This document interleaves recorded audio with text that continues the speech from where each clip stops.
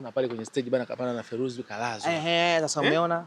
Hapo ndo kawazilisha wa Tanzania kama anaumwa. Sasa mimi nilikuwa mnanitukana nini? Mimi nikisema Doto anaumwa wabishi. Umeona sasa?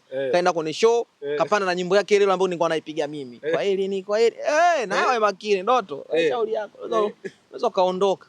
Lakini ninachoshukuru Mungu dawa sasa hivi anazingatia.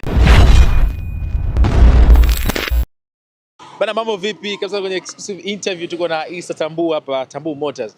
Kingozi, kama lakini? Ngakuaje ndugu yangu? Kama anasemaje? Kama kawa. Ni Jumatatu nyingine hii. Tunashukuru Mungu tuko salama. Muuza magari maarufu mjini. Hivi mimi ni maarufu Kwa ni ukweli haupingiki. Basi mimi najua mimi muuza magari tu.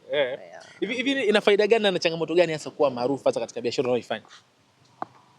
Sasa kwenye biashara unajua lazima uwe maarufu. Haswa sisi ambaye biashara zetu zinategemea watu. Inategemea mitandao kwa sababu faida yake ni kubwa kwamba mimi situmie hela kwenye matangazo. Unaona watu wanapata tabu, wanatumia mamilioni ya fedha kwa ajili ya kufanya matangazo, promotion. Lakini mimi naitumia kwenye account yangu tu ya Instagram. Hiyo kwa ukiniuliza ina faida gani kuna umaarufu, nitakujibu maarufu faida yake kubwa ni kunisaidia mimi kuwafikia wateja wangu kwa urahisi zaidi. Na hasara zake? Hasara zipo. Unajua sasa kuna vile vitu vyako ambavyo ulikuwa unataka kuvifanya tena kawaida uweze. Kwa mfano sasa hivi mimi siwezi kula hata ovyo. Mimi nilikuwa napenda kula ovyo ovyo. Sasa hivi uweze ukakata bali barabara unakula tuona tambua na wewe. Kwa hiyo umeona wewe hata ukienda sehemu yani unakalika namna watu nini yani ni kawaida kawaida. Kwa hiyo hasara zake ndio hizo. Kama kausumbufu fulani kwa mbali. Kausumbufu kwa mbali. Japo lakini ndio ndugu zetu wanatuunga mkono na support. Lazima. Kwa maisha yanaendelea inabidi ukubaliana nayo. Kweli. Bana umebadilisha hivi Doto kama msanii sasa hivi? Doto gani huyo? Doto magari. Anataka apambanie afya yake, bado anaumwa. Msanii wa maneno sawa. Ngoja akipona kwanza, akikaa sawa sasa. Dawa zikimkubali vizuri, hapo sasa ndo tutajua. Nimeona pale kwenye stage bana kapana na Feruzi kalazwa. Sasa umeona? Hapo ndo kawazilisha wa Tanzania kama anaumwa. Sasa mimi nilikuwa mnanitukana nini? Mimi nikisema Doto anaumwa wabishi. Umeona sasa? Kaenda kwenye show, kapana na nyimbo yake ile ambayo nilikuwa naipiga mimi. Kwa hili na wewe makini Doto. Shauri yako. Unaweza kaondoka. Lakini ninachoshukuru Mungu dawa sasa hivi anazingatia. Hata afya yake imeanza kurudi sawa. Ila alikwambia kama ataenda kufanya show kule Mwanza? Amesha alininunia kwa sababu nilimwambia anaumwa. Sasa kati yetu mimi nasema ukweli. Yaani kusema ukweli wangu kumeniponza. Alinuna na nimeona tu kwenye clip yuko na Feruzi wananisema vibaya. Sawa hamna shida. Kwamba hilo namba max ngapi kwenye usanii? Alishika mic nilimwona pale. Mic wasomi mara 100 hamna kitu Doto. Wewe tuendelea kutuchekesha. Wasomi mara 17. Sasa yote ya nini? Wasomi watu washakusikia wasomi endelea. Mama Kizim kidogo asema Mama Kizim kazi jamani bwana vipi tena Doto hapa Mama Kizim kazi. Hiyo bado inabidi tumtengeneze ajue ukifika kwenye stage kuna kitu gani cha kuzungumza unaweza gani cha kuzungumza sote wasomi mmeniona babu hasa watu wa Mwanza babu wa nini yani inabidi mimi nicheke tu wasomi wewe wasomi wa nini Mwanza kwenye stage wasomi mmeniona babu hasa Mwanza wanashinda na babu wana wazee wao kibao bwana tangi wasalimie jamani shikamoni mabibi na mabwana nimemaliza na shuka Doto bwana mabawa mikono kurusha makoni unaona hamna kitu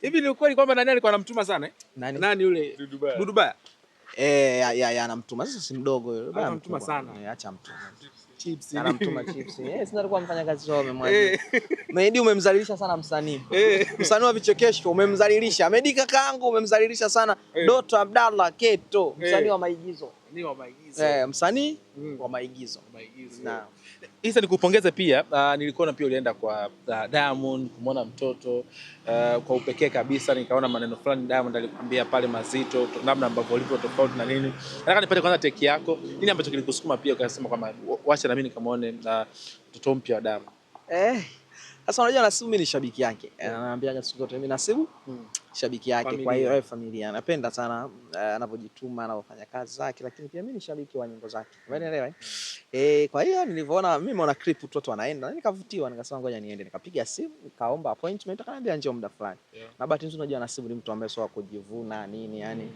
ni mtu ambaye akiona mtu unamsupport naye anakusupport. Kwa hiyo sisi tukaenda hapa, nikaenda mimi. Nataka kuona Doto akaniacha. Si unajua kipindi kile ndo alikuwa na ile sakata la kupima na mimi nilimwambia ukweli kabisa. Doto tukienda pale hospitali, yani tukishuka tu juu tukimalizana na Nasibu.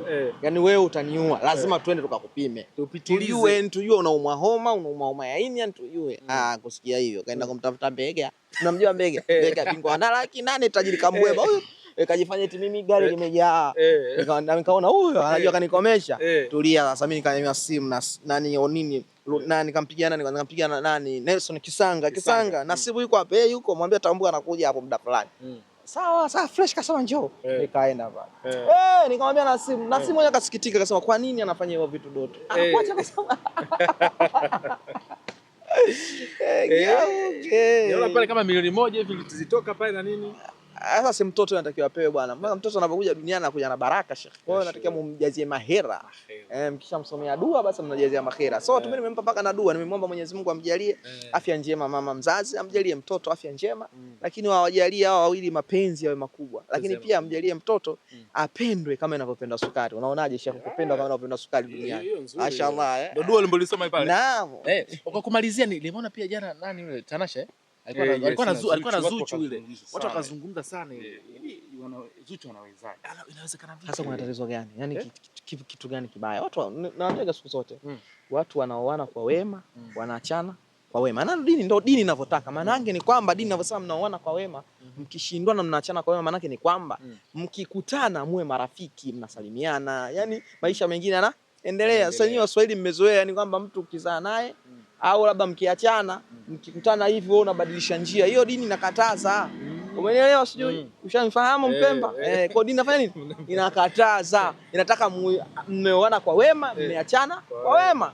Mkikutana mnasalimiana, maisha mengine yanaendelea. Ndio mpaka nyumbani? Yes, sasa kuna tatizo gani? Hamna shida yote. Yaani kitu kilichokuwa kinashangaza watu ni namna Zuchu alivyokuwa anamkea Tanasha, yani kwamba ana moyo wa kipekee.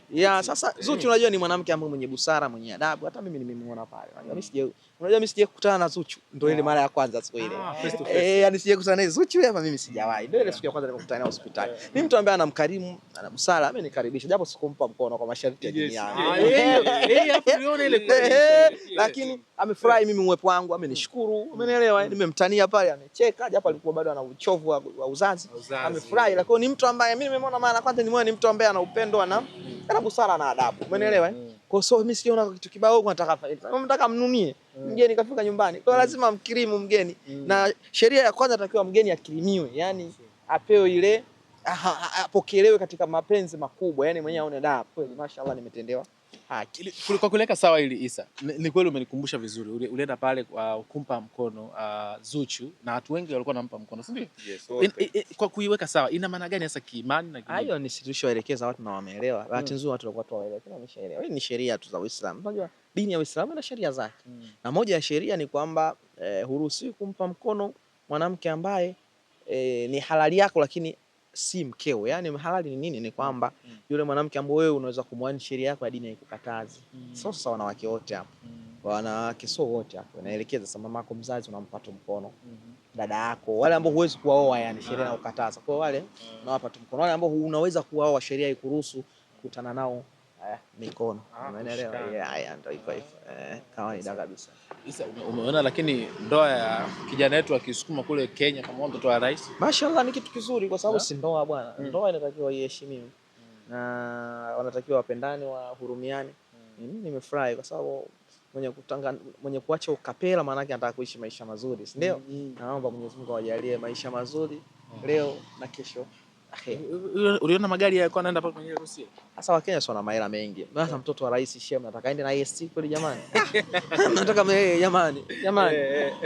Kama tu watu wa Bukoba huko wa nini wale wa Katoro wale jamani, ndio mtoto wa rais wa nchi, tuheshimiane bwana. Hanya ndio mnataka kuleta mtoto wa rais akiendesha basi mnapiga kelele. Jamani, mnatoka mtoto wa rais aishi kama nani Doto Magari? Haiwezekani. Mtoto wa rais lazima atakuwa kwenye hadhi kubwa. Hiyo ni jamani, mtulizane. Kwa hiyo naomba wewe ndio mtoto wa rais utatembea IST. Haiwezekani. Kuna vitu vingine ni haiwezekani.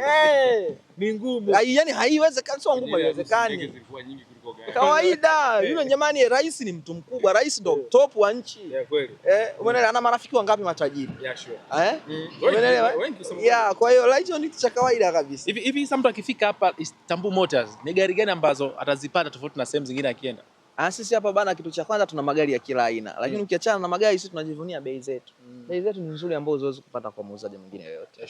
Yaani mimi nawaambia, na wanajua wateja wamekuwa ni wahanga, wanatoka kwa Tambuu, atazunguka lakini mwisho wa siku atarudi Tambuu. Kwa ni watu ambao tunajitahidi kufanya biashara kwa bei rafiki, sisi tupate faida ndogo, mteja naye apate, lakini lengo letu tuwahudumie wateja wengi. Bana, asante kwa wakati wako. Karibu. Asante kwa kutazama interview hii. Usisahau kusubscribe, like, comment na kushare.